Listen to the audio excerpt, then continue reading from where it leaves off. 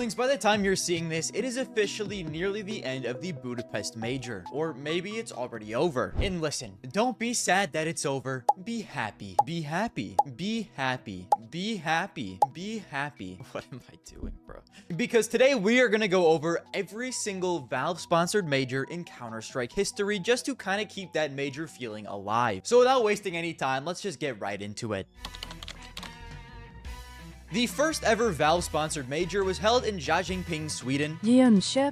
16 teams in total would be attendance here, and the map pool would only be 5 maps. It included Dust 2, Inferno, Mirage, Nuke, and Train. And in 2013, there were 9 S-tier events leading up to the major, and here are how the results looked. NIP at this point was far and away the best team in the world, coming off their 87-0 streak earlier in this year. But it did look like there was a close second place team in Very Games that may have overtaken them right before this major started, as they had made 3 finals in a row and won 2. NIP was a Swedish team that included Forest, Get Right, Exist, Fiflaren, and Freiburg, while Very Games was a majority French team that included NBK, Smiths, Shocks, and 2 Belgian players in Existence and Scream. The only other team to win an S-tier tournament this year was full French team Clan Mystic, with Hearts, Jorek, Kiyoshima, Kukli, and Apex. I already know the Kukli pronunciation is gonna get comments, okay? Some people say Kali. I'm calling him Kukli. I always called him Kukli. Kukli sounds better to me. This first major would have a group stage formatted like this. 4 groups with every game being BO1s. 2 wins, you're into the playoffs, and 2 losses, you're out. The playoffs would then look like this. The upper bracket was quite simply the upper bracket of Doom and Despair. NIP and Very Games were both there. And the lower bracket had a bunch of teams who were good, but realistically didn't have a real chance of winning, you would think. The quarters went about as expected. NIP and Very Games would play each other in the semifinals, and everyone kind of looked at this as the real final of the tournament. Whoever won this should go on to win the whole thing. On the bottom bracket, we'd have Swedish team Fnatic versus NA team Complexity. Fnatic consisted of Flusha, JW, Devilwalk, Pronax. How do I say this fucker's name, bro? Z Najdr. While Complexity had Hiko, Sean Gares, Semphis, Swag, and Nothing. Fnatic would go on to cook Complexity with back-to-back 16-7s and punch their ticket into the major final. NIP and Very Games would go all 3 maps, but the best team in the world would pull through and win fairly easily on map 3 Nuke. Going into this major final, NIP and Fnatic were drastically different teams. NIP had the consistent elite rifling duo of Get Right and Forest at their peaks, with their style kind of being a more structured and disciplined one, while Fnatic, on the other hand, had 2 young players who were completely unproven, JW at only 18 and Flusha at 20, with their playstyle being more explosive and unpredictable. One of the biggest win conditions for Fnatic was JW, who at this point was one of the most aggressive and unpredictable operators in the scene. Now this final would actually be surprisingly close and even go to a 3rd map where a blowout would occur, but the blowout would happen to the best team in the world. In the first ever major, Fnatic would upset NIP 2-1, and JW would go on to be the highest rated player of the event with a 1.26, and he would go on to win the MVP. Bormlings, oh boy, do I have some news for you. Looking to upgrade your current inventory with instant trades, lower prices than Steam, all with a giant selection of over 1 million skins to choose from? Check out today's sponsor, CS Money. Along with their instant trade feature, if you just want to buy some new skins straight up, there are various deposit methods such as card, PayPal, and crypto. Looking to get out of the skins game completely? Don't worry, CS Money also offers an instant selling feature. Recently, they even increased the prices on user skins, meaning as of today, you can sell your skins at a better price and receive even more cash. With this cash, you can instantly turn around and buy more skins or cash this balance out to your bank. You can check them out today by clicking the link in the description. Thank you to CS Money for sponsoring, and back to the video. Would Fnatic run it back? Would NIP finally take their revenge? Or was this Very Games major for the taking? This time the major would be held in Katowice, Poland in the Spodek Arena. Everything here is the same as the last major except for a few things. Very Games actually didn't exist anymore, as they were bought out by Titan. And while this switch also apparently sucked out all of their skill, as they would bomb out of groups 1-2. In those same groups, it looked like NIP was here to dominate, mostly off the back of a Get Right masterclass who dropped a 1.9 .99 rating. The playoffs would include some familiar faces and some new ones. Of course, the powerhouse of NIP, the NA powerhouse of Complexity, Dignitas, who were in the last playoffs as Copenhagen Wolves, Hellraisers, who were in the last playoffs as Astana Dragons, LDLC, who combined the previously mentioned Clan Mystic and previous playoff team Recursive into one. They did this by taking Apex and Kukli from Clan Mystic and combined them with Maniac, Happy, and Uzi. I know, this team was cursed. They have Kukli, Crime was cheating. Khalifa banned. Seriously? No. Maniac, Crime is sexual assault. Hey, it's been a while since you saw my face. I haven't been doing so great. And Apex, Crime is being a brick and being disliked by Garmour. We also have Fnatic again, LGBTQ+ is here, and the only team with players who didn't participate in the last major in Virtus Pro. This was literally just the first major, but instead of the French Very Games, we have the Polish Virtus Pro. But this wasn't just a team of nobodies. They won the last two 1.6 majors under the name ESC Gaming with Pasha, Cuban, Lord, Neo, and Taz. Not only that, but Neo is widely considered to be the GOAT of 1.6 as a whole. So, I mean, these guys were animals. This current VP still had the core of Pasha, Neo, and Taz, with two new players in Bialy and Snacks. This legendary team, plus being in the playoffs of a major, along with the event being held in Katowice, Poland, made this event in the Spodek Arena legendary.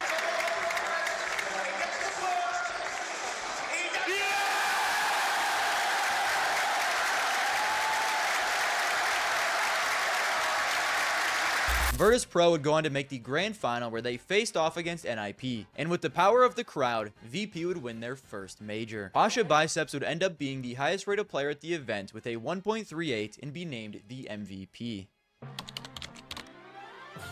ESL One Cologne 2014 was held in, you guessed it, Cologne, Germany. The format here was the exact same as the previous two, and it was at this point we learned that certain teams and players just have a chokehold on the scene. Fnatic, NIP, VP, LDLC, and Dignitas were all once again in the playoffs. The three new teams were Na'Vi, Cloud9, and Epsilon. Na'Vi's in an extremely similar situation to last major's VP. They made the finals of 6 majors in 1.6, winning 4 in a row, and 3 legends from that team were still here in Zeus, Edward, and Starix, and then 2 new players in Seized and Guardian. Epsilon also includes some names that you'll know. After the disappointment of last major, Shox left Titan to join this team, along with Kiyoshima from the old team Mystic, and they also had GMX, FXY0, and SF. And the final team was a new organization in Cloud9. They had just been created in 2013 and joined CS in late 2014. They did this by buying out Complexity, who had just made the last 2 major playoffs. So, you know, different names, same players, literally same group of players still have a chokehold on the scene. But it wasn't exactly the old Complexity. Instead of Swag, they now have Shroud. In these playoffs, VP would lose in the quarters, setting up a Dreamhack Winter 2013 rematch in the finals. This was NIP's 3rd major final in a row, and if they lost this one, we need to have a serious conversation about them maybe having a choking problem. Fnatic, on the other hand, had some new names on the roster. We still have Flusha, JW, and Pronax, but we've added the 2 best players from fellow Swedish roster LGBTQ, in Olaf Meister and Krims. And thankfully this time, NIP would finally win their major. They had to do it at some point. This was fully deserved. They've been dominant in this scene since CSGO started. It would have been a disaster if they never won one. Freiburg would go on to receive the MVP award, although he wasn't the highest rated player here. That would be Swag, the previous player for Complexity, who is now on iBuyPower. But sadly, they went out 1-2 in groups.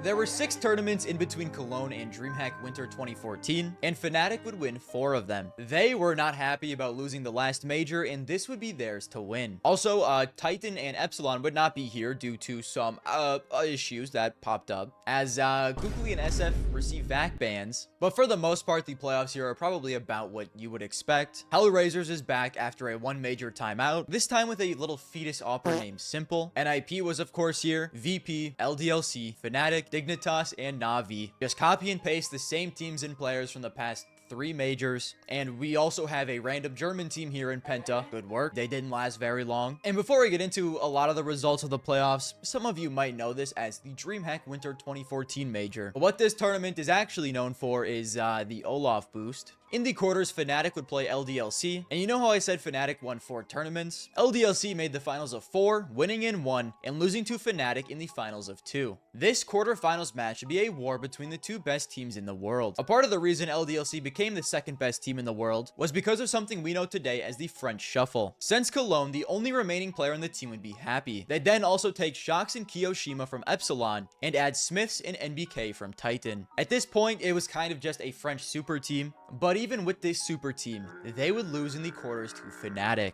But not without some drama. After going up 12-3 in the 3rd map of Overpass, and then winning Pistol to go up 13-3, Fnatic would begin to abuse a boost until they'd come all the way back and win the game. You can spot them coming out of Squeak Door as well. He's here. He sees them down there. Straight headshot. They have no idea.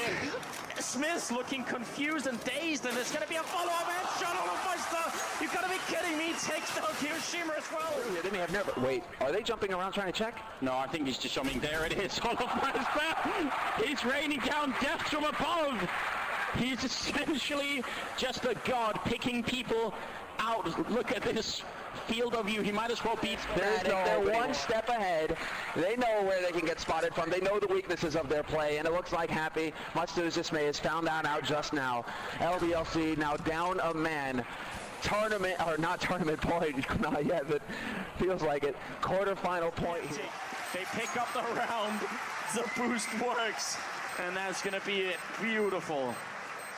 Fnatic then got bullied into forfeiting the match, and LDLC would take this opportunity and run with it. They'd make the finals against who else but NIP, they're just back again, and LDLC would win in these finals 2-1. Happy, the one player who stayed with LDLC during this giant roster overhaul, would win the MVP award, but the highest rated player of the event would be Snacks with a 1.29. Before we get into these next majors, we need to have a little bit of a discussion. There is a lot of different people with opinions on what defines an era in Counter-Strike, and I'm going to lay out the groundwork for what my definition in this video is going to be. It's just quite simply winning back-to-back majors. That's all it's going to be. It's like a pretty high bar, but I don't like throwing around the word era just for anyone. Could you argue in the early days of CSGO, NIP had an era? Absolutely. I'm not really going to disagree with you. But to make things easy, like I said, I'm just going to have it be back-to-back major wins. And well, at ESL One Katowice 2015 and ESL One Cologne 2015, this would be the first of 3 eras in Counter-Strike history, and it would be known as the Fnatic Era. After winning the first ever major, they took a small 3-major break and now had finally arrived. On the back of an Olaf Meister 1.31 rating, Fnatic would make the final and of course beat NIP at ESL One Katowice 2015. Due to his incredible performance, Olaf Meister would also win MVP here. And while we're talking about Fnatic starting their era, this is also kind of a very sad time, because after making the first 5 major finals in a row and winning 1, this would be the last major final NIP would ever make. At the next major, in ESL One Cologne 2015, Fnatic would of course once again win, and this time they'd play in the final against French team Envy, who was mostly just the old LDLC roster. But now they had Apex and Kenny Yes instead of Shox and Smiths. Flusha would go on to win his first major MVP with a 1.38 rating, of course, Flusha, cheater, over the course of the tournament. And I think something that also maybe doesn't get talked about a lot is this totally could have been 3 majors in a row for Fnatic. It maybe even should have been, because if they don't have to forfeit that match against LDLC at Dreamhack Winter 2014, they probably win that one as well. So Fnatic Era totally could have been 3 majors, but they still got 2 in a row. We're still calling it the Fnatic Era.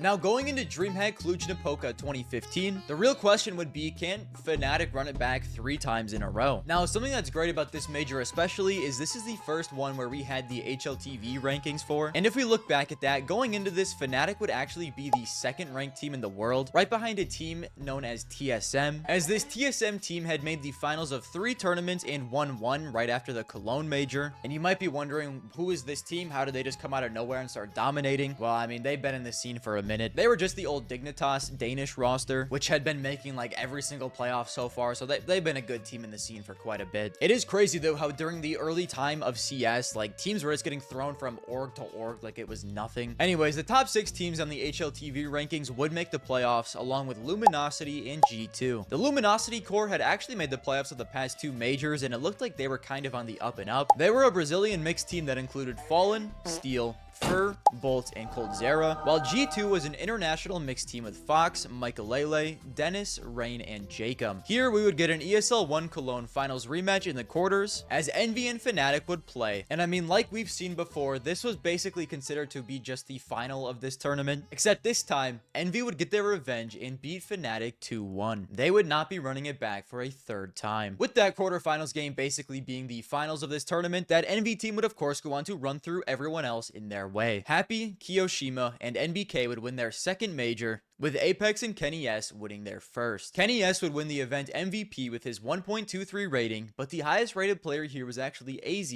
from Dignitas.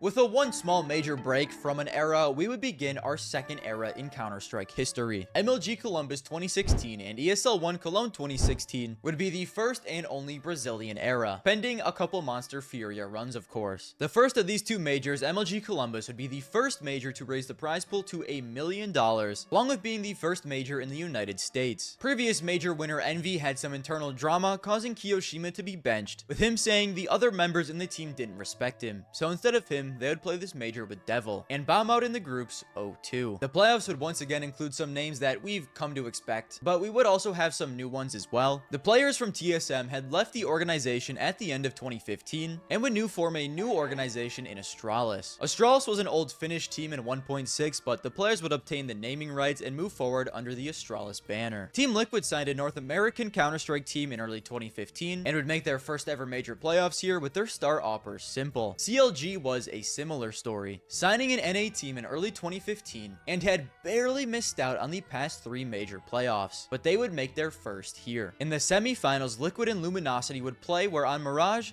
Coldzera would give us the most famous clip in Counter-Strike history. And Cold might be in trouble. Yeah, there's a lot of pressure on him. He's got to hit these shots. We saw Fall in this spot before, the same spot, but with much more utility to work with. Here he comes once again. The first base is a Dren. He's going to hit the ground there as Cold. Oh, what? A jumping double from Cold! What is going on right now? How does he do this? Cold has saved Luminosity with the all play. Unthinkable scenes there on the B apartments. Going on to come back from 15-11 down, and in map 2 on Cash, come back from 15-6 down. Map 2 isn't talked about nearly as much as Mirage, just simply due to the Coldzera clip, but I mean, my god, is it one of the worst back-to-back chokes I have ever seen at a major. Luminosity would then go on to beat Na'Vi 2-0 in the finals to win Brazil its first ever major. Coldzera would be the MVP, along with being the highest rated player at the event with a 1.32. Luminosity then went on to get signed by SK Gaming and compete at ESL One Cologne in 2016. Here, Liquid would play Fnatic in the semis, where we would get this simple double no-scope. Into B comes in, smokes.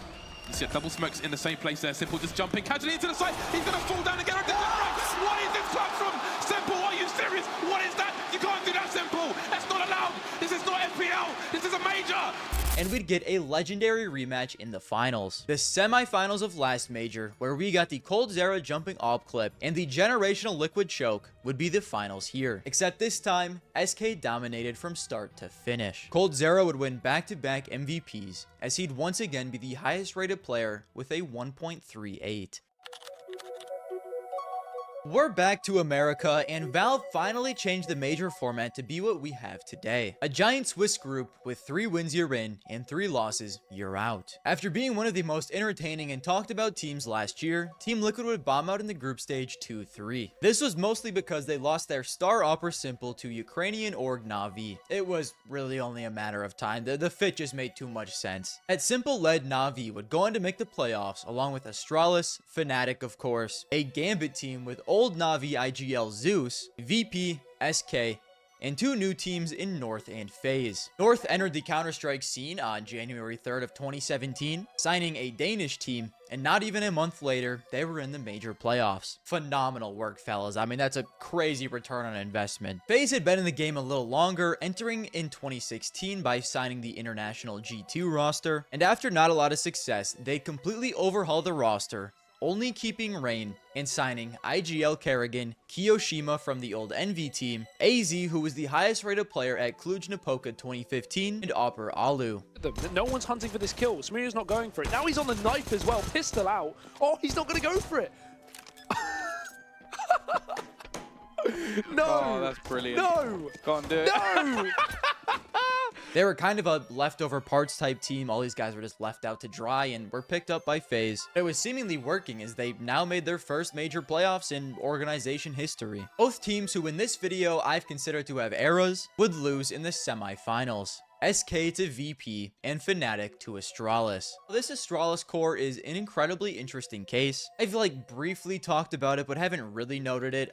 They have literally attended the playoffs of every single major up to this point and somehow not competed in a single finals. At this point, they were just known as the biggest chokers in the scene, and yes, even worse than Liquid. After playing with Kerrigan as their IGL throughout 2015 and 2016, they would bench him for a new IGL in Glaive, and this is apparently exactly what they needed to get over the hump and finally compete in their first major final. VP were kind of in the same exact situation as Astralis. Since they won in 2014, they also had made the playoffs of every single major without making a finals, but they did win that one in 2014, so they weren't looked at as choke artists nearly as bad as Astralis were. But this is where Astralis would finally flip that narrative, beating VP 2-1 in an incredibly close series and coming back from 13-7 down on the T side of Train to barely win 16-14. The MVP would go to Kjaerbye, who became the youngest player to ever win a major MVP. He wasn't the highest rated player of the event or even the highest rated player on Astralis. That was Device. But he won the MVP award mostly due to his masterclass in this finals game, especially on map 3 Train.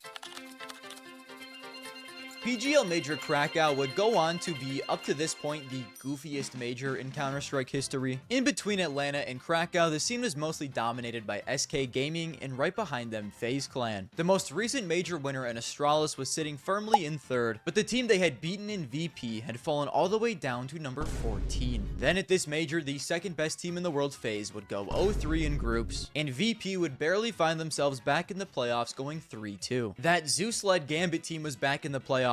Fnatic was a perennial playoff team, so of course they would be here. Astralis, SK, North, like I said, VP. And remember when Penta randomly made that major playoff appearance? Well, Big are now role-playing as them, and we'd also have the second best Brazilian team in Immortals here. Then the two finalists from last major would lock in and make semis, where Astralis would play the Zeus-led Gambit, and VP would play the second best Brazilian team in Immortals. And somehow both of those underdog fuckers would upset and make the finals. They were ranked number 10 and number 15 in the world. I don't even ask me how they got here. You know, up to this point, this was probably two of the lowest ranked teams to ever make finals, and they did it at the same time. But I mean, listen, at the end of the day, it was still a dope major. And we'd finally have Zeus doing what he could never do on Na'Vi, finally winning a Valve-sponsored major. We'd also get the Doja nade here. Gambit has sent even more firepower there, bring more HP. This is so smart. Oh, this is huge. Doja's throwing a nade into the corner just as the bomb's gonna go off. They're both gonna go down. Get grained on. Go. And Adren would win the MVP award with his 1.26 rating at the event. But the highest rated player here was Simple with a 1.43. And oh yeah, coldzera still has it with a 1.4.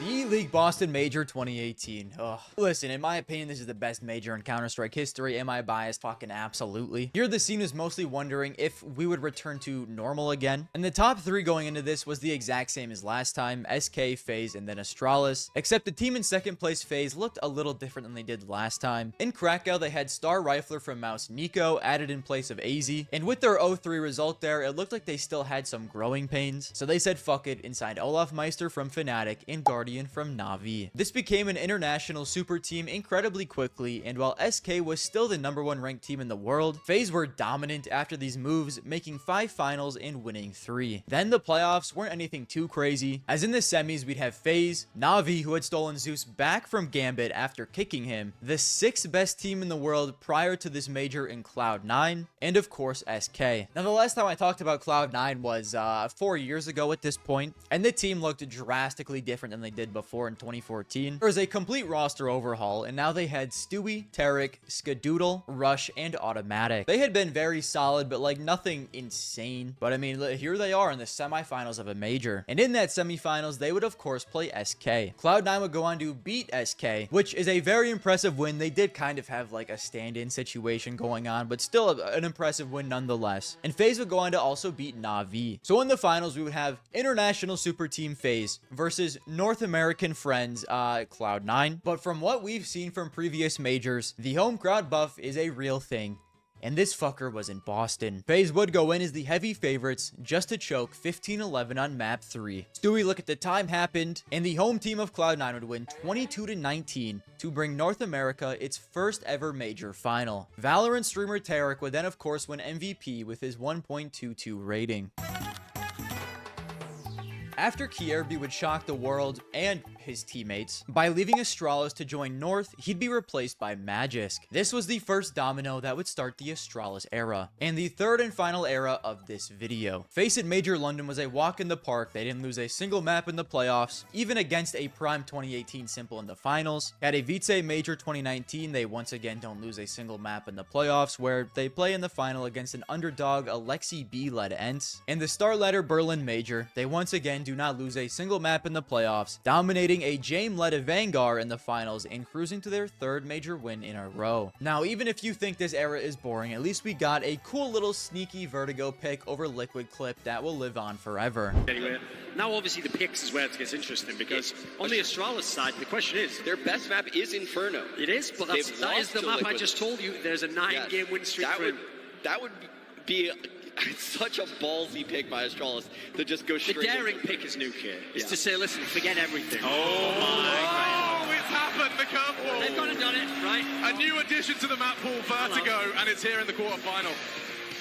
Am I a little bitter at Astralis for 2019? Yes. We had so many cool storylines during this time that were just flattened by them. 2019 was the dominant Liquid time with Stewie, who came over from Cloud9 technically, but he was also on SK MIBR before this. But last time I talked about him, he was on Cloud9. Now he's here on Liquid, and they're incredible. 2019 was probably the best a North American team has ever looked. They won the Intel Grand Slam, and it was looking like Astralis was finally being overtaken by them, but they were simply too strong during majors, and like I said, they really shut Liquid down when they picked Vertigo over them in the quarterfinals. And along with that, these aren't really talked about due to it being the Astralis era, but we had some insane underdog stories during this time. ENTS and Vanguard both being in major finals was crazy work. Like, before these majors, they were literally just tier 2 teams. It's just unfortunate they literally had to play this insane Astralis in the finals. I also do think it's been enough time to where people now are doubting this Astralis era. It's really getting to the point where we're crazily underestimating how good they really were. Sometimes I hear like, was Astralis really that good? All the teams they played stunk. No, Astralis really was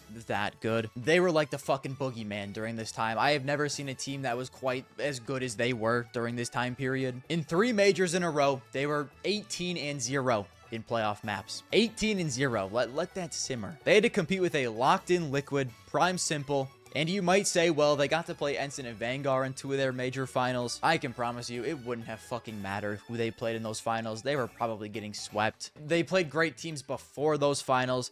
Ensign and Vanguard had to beat great teams to even make the finals. Like, you know, it's not like they're just these 2 poop teams. You can try everything you can to discredit this Astralis era, but they were completely dominant, and they were just utterly insane. Plus, along with this, Alexi B and Jame both went on to prove that these major final runs weren't flukes at all. But, you know, we'll get to that later.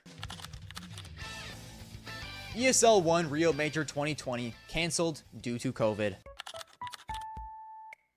After the online era, Astralis turned into a mush. A paste, even. They dealt with burnout, roster instability, bad management, the whole 9. So, the Astralis era would go out with a whimper. And now we have a new era, the Na'Vi Simple era. Or, well, at least we potentially had it. It was looking like we were gonna. He was never able to truly shine due to him hitting his peak at the same time as Astralis. But with them gone, there was nobody to really stand in his way. Na'Vi had won back-to-back tournaments before this major and made the finals of the last 3. They were a different team now than they were prior to the pandemic, still boasting Simple and Electronic, but now they they also had Perfecto, Bit, and Boomich. Here they would of course make the playoffs and cruise to the finals without dropping a map, where they would have to play Nico and G2. G2 had also overhauled their roster, as at this point they were kind of the French corpse of Envy for a bit, but were now deciding to go international. They bought out Nico from FaZe and Nexa and Hunter from Tier 2 Team Crazy, and along with them they still had Jax and Amanek from their old French team. This team was honestly still half in rebuild mode, with Amanek, who is normally a rifler, opping, so against Simple and Na'Vi they didn't really stand a chance, which is unfortunate because Nico was playing out of his mind this entire major. He carried this entire team to this major final. Times it to perfection. And Simple sitting. No! Disaster! An absolute disaster! But it just wasn't enough. Simple would win MVP and easily be the highest rated player with a 1.47. There were 5 tournaments in between PGL Major Antwerp and Stockholm. Na'Vi won 2 and FaZe won 2. They were easily the 2 best teams in the world at this point. It was FaZe, Na'Vi, and then a gap. And this major would absolutely showcase this. The semifinal teams would be FaZe, Spirit, Pre-Donk, ENCE, and Na'Vi. Na'Vi would win 2-0, and FaZe would win 2-0. So with the final being FaZe versus Na'Vi, Na'Vi would be trying to run it back and become the Garmour appointed 4th era in Counter-Strike history. And while FaZe were trying to win the organization's first ever major, Paragon and Rain were still the heart and soul of the team, and they were now joined by young Opper Brokey and star riflers Robs and Twist. This would be an incredible major final between the 2 best teams in the world, and at the end of it, FaZe would win 2-0 and Rain would be the MVP with his 1.24 rating. FaZe would then become the first international team in history to win a Counter-Strike major. The first 10 majors were won by teams who were 100% national. Then Gambit was 3/5 Kazakhstan, followed by C9 and Astralis, who were both 100% national, Na'Vi, who was 3/5 Russian, and now FaZe, who was 100% international. Not a single player on the team shared a country of origin with one another.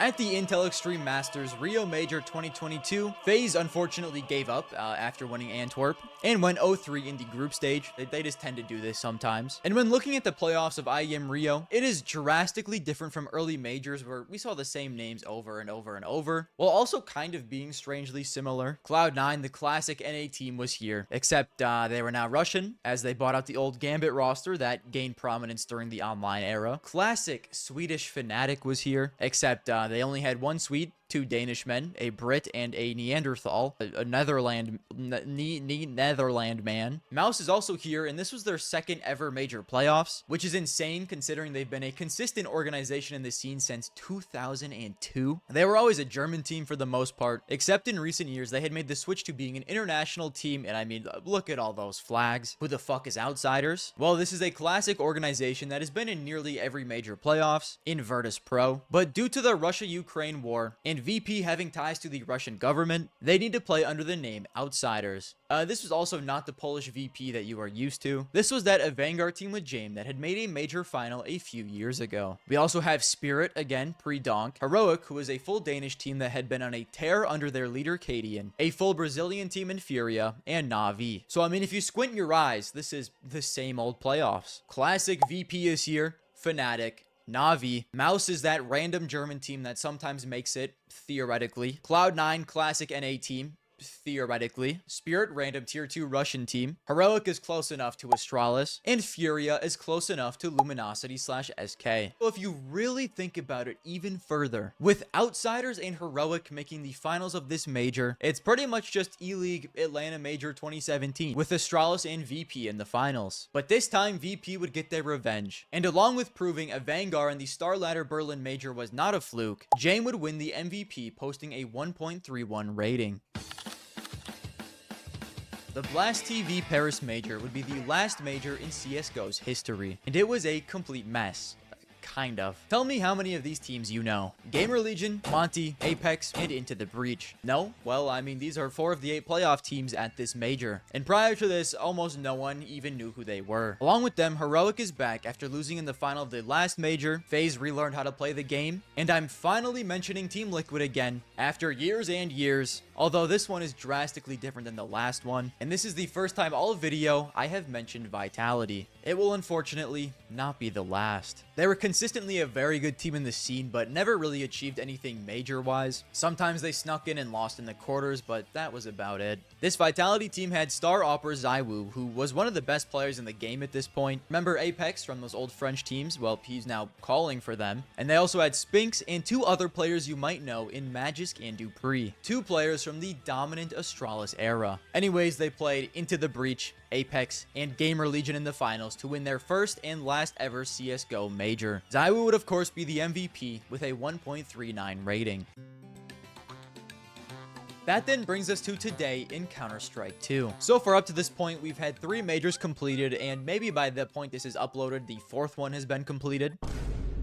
The beginning of CS2 was dominated by FaZe for the most part. They were still the same exact team that won Antwerp in 2022, and it seemed like the switch over to this game had done wonders for them. But along with them, there was a new team that looked incredibly dominant, and that was Team Spirit. They had signed some random fetus from Russia named Donk, and he just turned out to be the most generational player of all time. And along with Spirit and FaZe, we also have Vitality, who did just win the last major, and along with them, G2, who a lot of people like due to them having one of the most entertaining duos in all of Counter-Strike in Nico and m0NESY. But in classic major fashion, it seemed like the actual finals game would happen in the quarters, with FaZe playing Spirit, where FaZe would win an incredibly close series 2-1, then beat Vitality in the semis and make the final. But their opponent would be someone that nobody expected to make it this far, and that was Na'Vi. This Na'Vi was drastically different from the Na'Vi you remember though, as the only remaining player from the Na'Vi team that won the major was Bit, and along with Bit we have Alexi B from the old ENCE team, JL who played for Apex at the Paris Major, Ema who broke out at the Paris Major with Gamer Legion, and Wonderful from Team Spirit when they made the playoffs of the Rio Major. And you know, they went from the Russia-Ukraine team and all of a sudden we're international. No one really thought it was going to work out. And I mean, here they are in a major final, and here they are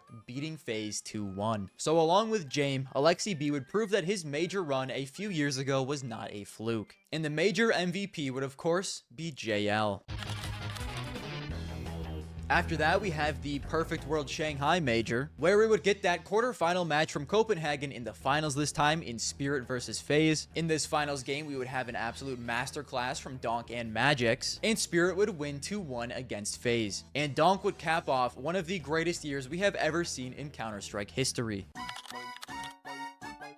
Then most recently, we of course have the Austin Major, where coming off of 75 tournament wins, Vitality would make the finals. But here they'd be playing an unlikely team in Mongols. They had been very solid for a long time, but I don't think anyone expected them to make it this far. And here we were. But it didn't matter. Vitality was too strong, and ZywOo would win his second major MVP. Hey guys, it's me, 7 AM Garmour, and I'm just here to say, you're telling me the Budapest Major ends, and now we all have to endure a French era. May God have mercy on all of us. I mean, at least they got Rops, okay? Rops is a demon. But yeah, we're currently in a Vitality era. We'll see if it continues through Cologne or not. I can't wait for the North American era, guys. When do you think that'll be?